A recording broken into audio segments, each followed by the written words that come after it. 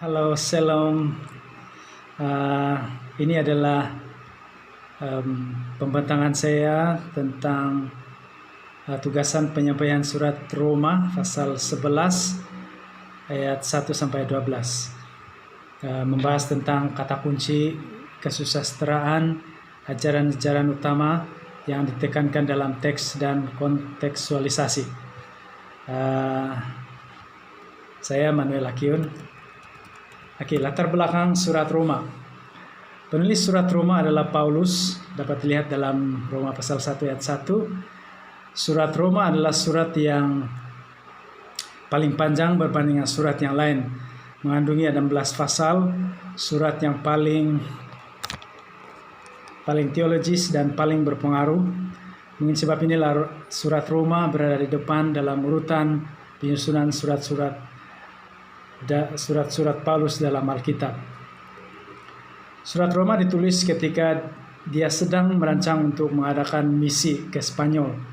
Jemaat Roma bukan dimulakan oleh para rasul ataupun Paulus sendiri.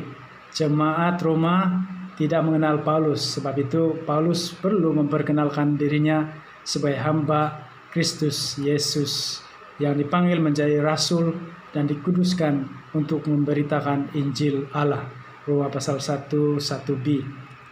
Jemaat Roma mungkin didirikan oleh orang Kristen dari Makedonia dan Asia Kecil, hasil misi penginjilan Paulus. Mungkin juga orang-orang Yahudi yang bertaubat dan menerima Injil pada waktu Pentakosta. Kisah Para Rasul pasal 2 ayat 10. Paulus menulis surat Roma ketika berada di rumah Gaius di Korintus. Roma pasal 16 ayat 23 dan 1 Korintus pasal 1 ayat 14. Sekitar tahun 57 ataupun 58 Masehi, Paulus bersama pembantunya Tertius. Roma pasal 16 ayat 22. Pada masa itu Paulus sedang merancang untuk balik ke Yerusalem untuk merayakan Pentakosta. Kisah Para Rasul pasal 20 ayat 16. Selepas dari Yerusalem, Paulus berharap dapat meneruskan perjalanan misinya ke Eropa Barat, khususnya di Spanyol.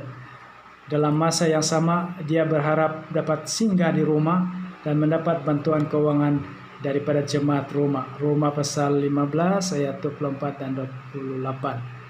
Sambil menyelam minum air, itulah tujuan Paulus menulis dan mengunjungi jemaat Roma. Mungkin kita pun pernah berada di dalam situasi seperti Paulus. Contohnya kita mengunjungi seorang, dalam masa yang sama kita berharap Roh Kudus melembutkan hatinya agar dia memberi sesuatu kepada kita. Sebab inilah surat Paulus untuk jemaat Roma sangat teliti dan bahasa yang digunakan halus berbanding surat-surat yang lain yang agak berterus terang dan kasar seperti surat Galatia. Paulus mengungkapkan perkataan bodoh sebab menggambarkan jemaat Galatia. Galatia pasal 3 ayat 1. Tujuan surat Paulus. Persiapan Paulus untuk misi pelayanan ke Roma dan ke Spanyol. Menjawab pengajaran yang memutarbelitkan ajaran Paulus di Roma. Roma pasal 3 ayat 8, pasal 6 ayat 1 sampai 2 dan ayat 15. Paulus merasakan ada baiknya dia menulis tentang Injil yang diberitakannya selama 25 tahun kepada jemaat di Roma. Maksudnya dia menceritakan pengalaman Injil yang diberitakannya itu selama 25 tahun. Dan dia ceritakan itu kepada jemaat di Roma. Paulus coba memperbaiki hubungan di antara Kristen Yahudi dan Kristen bukan Yahudi yang selalu ada salah faham dan menyebabkan pertengkaran. Roma pasal 2 ayat 1 sampai 29. Roma pasal 3 ayat 1, Roma ayat 9, Roma 11 ayat 11 sampai 36. Ajaran-ajaran utama dalam teks Roma pasal 11 ayat 1 sampai 12. Yang pertama, Allah tidak menolak bangsa Israel, ayat 1 sampai 14. Paulus membuktikan bahwa Allah tidak menolak bangsa Israel sebab dia sendiri adalah orang Israel dari suku Benyamin. Allah masih lagi menyisikan sekumpulan umat Israel yang menerima Injil. Paulus mengambil contoh kisah pada zaman Nabi Elia.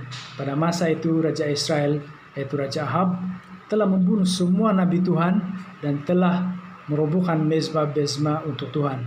Elia menyangka tinggal dia lagi orang Israel yang masih menyembah Allah.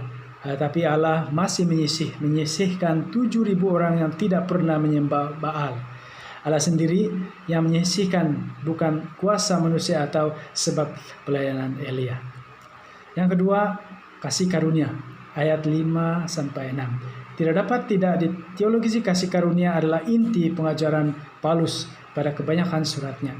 Begitu juga dalam teks ini, bagi Paulus, kisah 7.000 orang yang Tuhan sisihkan yang tidak menyembah berhala bukanlah hasil perbuatan mereka, tetapi pilihan kasih karunia Allah sendiri. Sebab bukanlah kasih karunia kalau hasil perbuatan seseorang. Yang ketiga, bangsa Israel tersandung, ayat 7-12. Bagi Paulus, bangsa Israel umpama tersandung dengan kekerasan hati mereka menolak Injil. Apa yang mereka kejar mereka tidak dapat sebab kekerasan hati mereka. Kekerasan dan pelanggaran bangsa Israel telah menjadi kekayaan dan kesempurnaan bagi bangsa bukan pilihan untuk mengenal Injil. Dengan kata mudah, kalau bukan sebab bangsa Israel keras hati, kita tidak akan mengenal Injil. Kesusastraan, Roma pasal 11 dan 1 sampai ayat 12. Yang pertama, peribahasa mata terbuka tetapi tidak melihat.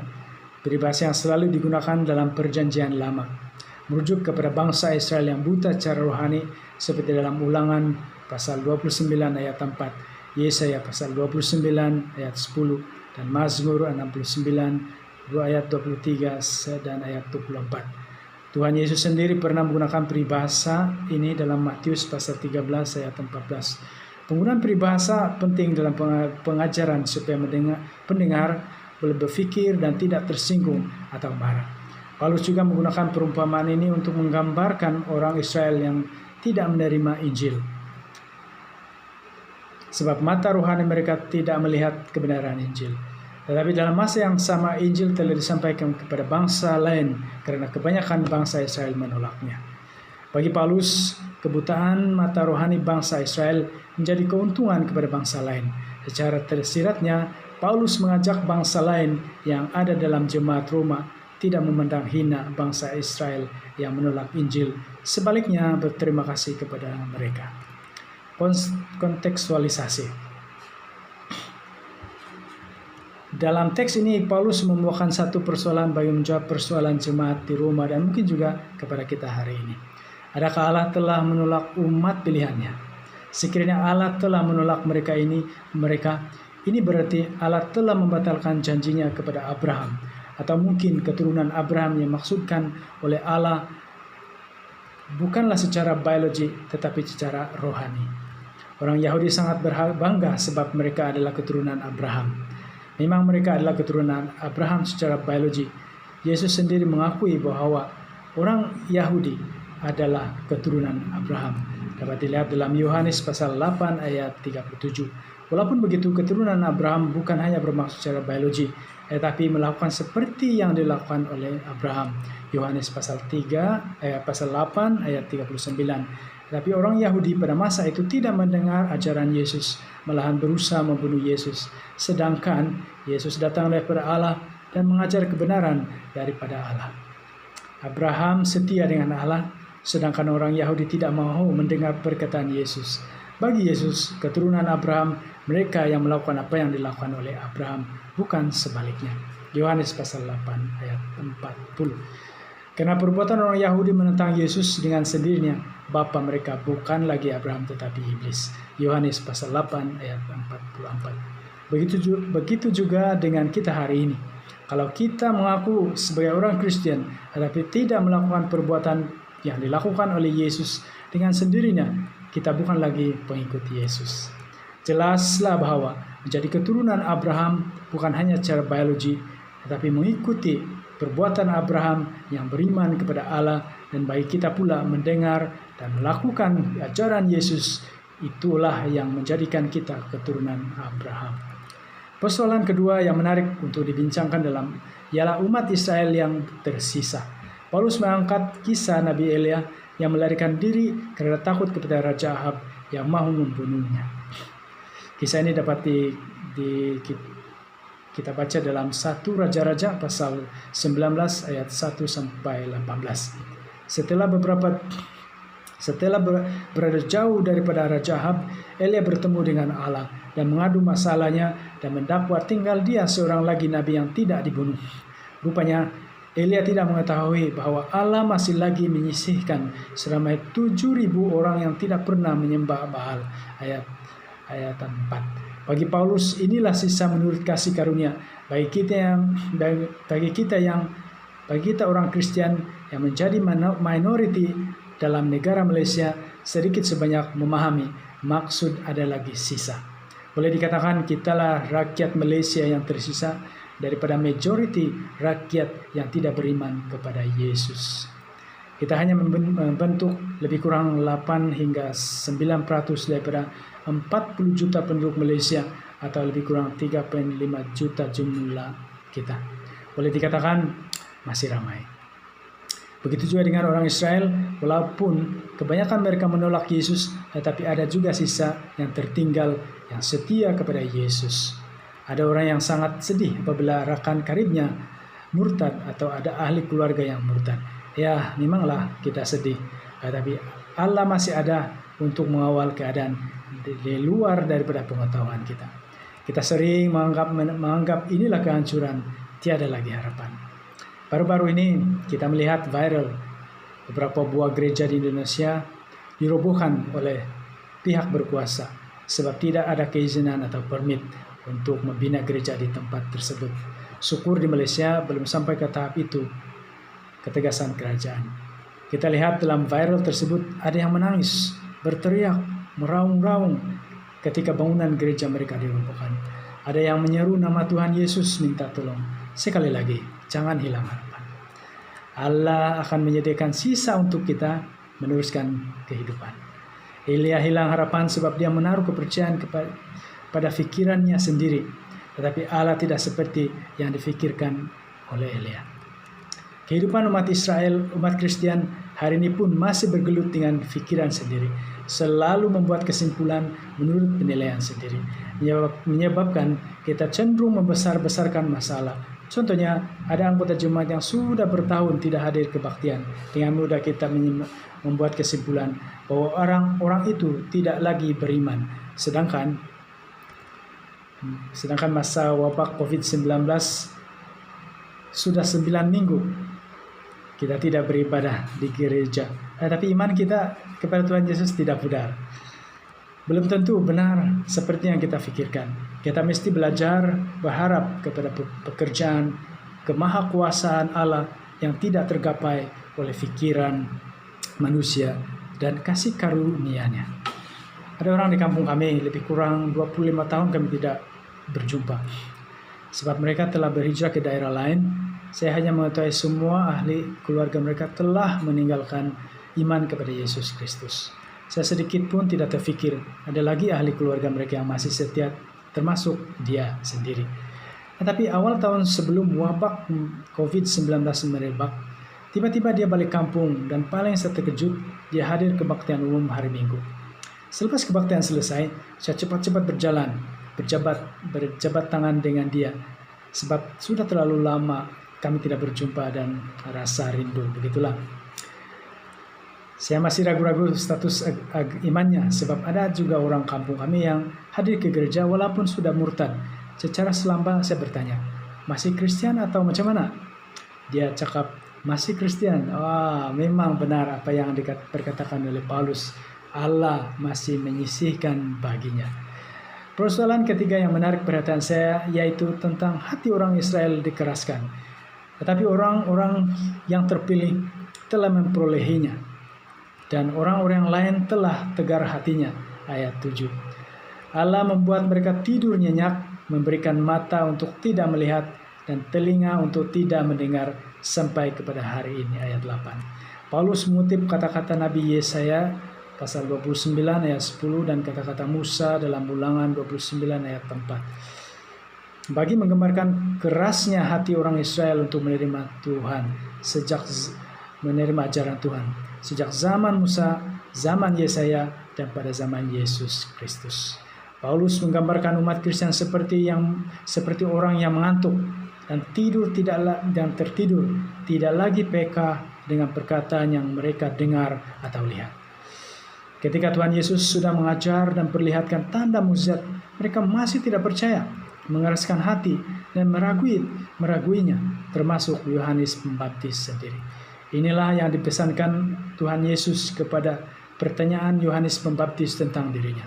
Orang buta melihat, orang lumpuh berjalan, orang kusta menjadi tahir, orang tuli mendengar, orang mati dibangkitkan, dan kepada orang miskin diberitakan kabar baik. Dan berbahagialah orang yang tidak menjadi kecewa dan menolak aku. Matius pasal 11 ayat 5-6. Mereka tetap mengeraskan hati, mereka tidak ubah seperti zaman Musa. Siang dan malam kuasa Allah bersama mereka selama 40 tahun, tetapi mereka tetap mengeraskan hati. Bagi mereka yang menerima Injil merupakan satu kehidupan yang menghidupkan mereka, seperti pengalaman bangsa kita sendiri, menerima tanpa banyak alasan dan menikmati kemerdekaan daripada perhambaan kepercayaan lama. Tetapi bagi orang yang tidak menerima Injil umpama suatu kehidupan baru yang mematikan. Tanya saja mereka yang menolak Injil, apa pandangan mereka? Bagi mereka, berita kabar baik umpama bau yang mematikan. Hati yang keras untuk menerima Injil bukan hanya bangsa Israel, tetapi juga bangsa-bangsa lain di dunia. Mereka tidak dapat melihat terang dan merasakan sentuhan kasih karunia Injil. Mereka buta hati dan keras hati. Mungkin kita sendiri ada pengalaman berjumpa dengan seseorang yang bersikap seperti ini. Ajarlah, tegurlah, cakaplah, tetapi langsung tidak mengesankan dirinya. Paling sedih lagi, dia akan menyerang kita balik. Tetapi ada juga yang kelihatan sangat teruja dengan Injil, tapi tidak berakar. Mereka tidak setia, sebab mereka tidak dapat memahami ajaran Kristus. Tepatlah ungkapan Yesus, sekalipun melihat, mereka tidak melihat, dan sekalipun mendengar, mereka tidak mendengar dan tidak mengerti. Matius pasal 13 ayat 13. Ingat lagi ketika Yesus masuk ke kota Yerusalem, Matius 21 ayat 8-11, gempar Yerusalem. Rakyat menghamparkan pakaian dan daun-daun pada laluan Yesus. Mereka sangat teruja, memuja Dia sebagai keturunan Raja Daud. Tetapi dalam beberapa hari sahaja, pemujaan mereka bertukar dengan teriakan. Salibkanlah Dia, salibkanlah Dia. Lukas 23 ayat 21. Begitu cepat hati rakyat berubah. Kebutaan rohani orang Yahudi sampai berlarutan sehingga zaman Yesus dan berlarutan sampai zaman gereja pada zaman kita. Ramai yang memuja Yesus. Lihat saja dalam kebaktian kebangunan rohani sampai puluhan ribu orang yang hadir. Malahan mungkin juga di tempat lain di barat misal kata ratusan ribu orang yang datang memuji dan mendengar firman Tuhan. Adakah mereka benar-benar memahami dan setia melakukan firman Tuhan yang mereka dengar? Ini kisah benar seorang ibu kepada pesakit kami. Mengaku pernah berada di seminari dan mengenal beberapa individu dalam gereja kami. Cuma saya tidak tanya, adakah dia belajar seminari di tempat itu atau tidak. Ibu itu tanpa rasa bersalah bercerita dia kepada saya, dia telah meninggalkan imannya sebab telah berkawin dengan lelaki yang tidak seiman. Lama saya berpikir, kalaulah benar ibu ini belajar di seminari dan telah tamat, kenapa dengan mudah dia kehilangan iman?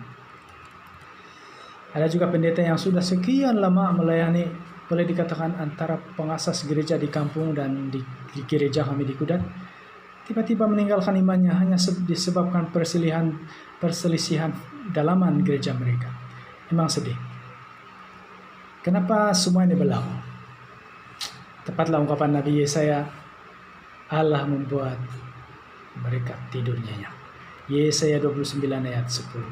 Paulus juga mengangkat Mazmur Daud, biarlah jamuan mereka menjadi jerat dan perangkap, penyesatan dan pembelasan bagi mereka. Mazmur 69 ayat 23-24. Paulus menggunakan teks Perjanjian Lama supaya para pembaca Yahudi di kota Roma mudah memahami dan boleh berpikir supaya mereka boleh bertaubat. Bila menyebut tentang jamuan, orang Yahudi menanggapinya sebagai perumpamaan kehidupan yang aman, penuh sukacita, tiada perang, tiada kelaparan.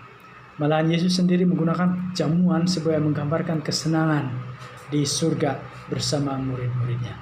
Matius 26 ayat 29. Kalau jamuan menjadi jerat, perangkap, penyesatan, dan pembalasan, apakah maksud Paulus?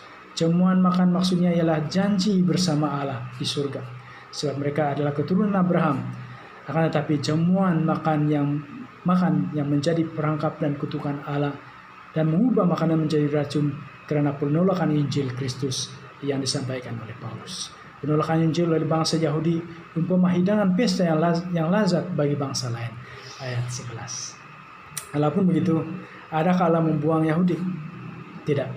Tetapi untuk menggenapi rencana Allah untuk menyelamatkan bangsa lain melalui pemberitaan Injil. Seperti perumpamaan Yesus dalam Matius 22 ayat 1 sampai 14. Orang yang pertama-tama diundang tadi tidak layak. Sebab itulah, pergilah ke persimpangan-persimpangan jalan dan undanglah setiap orang yang kamu jumpa di sana ke perjamuan kawin itu. Kitalah orang-orang yang di persimpangan jalan itu. Tiada alasan untuk kita membangga diri atau menghina bangsa Yahudi. Sebab kedudukan dan kita di perjamuan makan itu bergantung kepada rahmat Allah. Sebab ada juga yang menghadiri pesta itu tidak berpakaian pesta. Ikatlah kaki dan tangannya dan campakkanlah orang itu ke dalam kegelapan yang paling gelap. Di sanalah akan terdapat ratap dan kertak gigi. Matius 22 ayat 12 sampai 13. Sekali lagi, jamuan makan bertukar menjadi jerat dan perangkap kepada bangsa lain kalau kita tidak melakukan apa yang diperintahkan oleh Yesus Kristus. Sebab banyak yang dipanggil, tetapi sedikit yang dipilih. Matius 22 ayat 14. Bukan setiap orang berseru kepadaku, Tuhan, Tuhan, akan masuk ke dalam kerajaan surga, melainkan yang melakukan kehendak Bapakku yang di surga. Matius 7 ayat 21. Penutup. Rencana Allah untuk menyelamatkan manusia telah sempurna melalui kematian dan kebangkitan Yesus. Tinggal lagi kita membuka hati untuk menerima penyelamatan itu. Karena begitu besar kasih Allah akan dunia ini, sehingga Dia telah mengaruniakan anaknya yang tunggal, supaya setiap orang yang percaya kepadanya tidak binasa, melainkan beroleh hidup yang kekal. Yohanes pasal 3 ayat 16. Sebab itu mari kita lembutkan hati ketika mendengar Injil. Fahami dan lakukan dengan setia. Jangan keraskan hati seperti yang dikatakan dalam Ibrani pasal 3 ayat 15. Pada hari ini, jika kamu mendengar suaranya, janganlah keraskan hatimu, seperti dalam kegeraman. Penulis kitab Ibrani memetik Mazmur 95 ayat 7 sampai sehingga 9. Masa depan adalah milik Tuhan, bukan milik kita. Sebab rancanganku bukanlah rancanganmu, dan jalanmu bukanlah jalanku. Demikianlah firman Tuhan. Yesaya pasal 5 ayat 8. Yesaya pasal 55 ayat 8. Mari kita lembutkan hati dan terimalah penyelamatan melalui Yesus Kristus selagi ada kesempatan. Carilah Tuhan selama Ia berkenan ditemui, berserulah kepadanya selama Ia dekat. Yesaya pasal 55 ayat 6. Salam damai untuk kita semua. Sekian.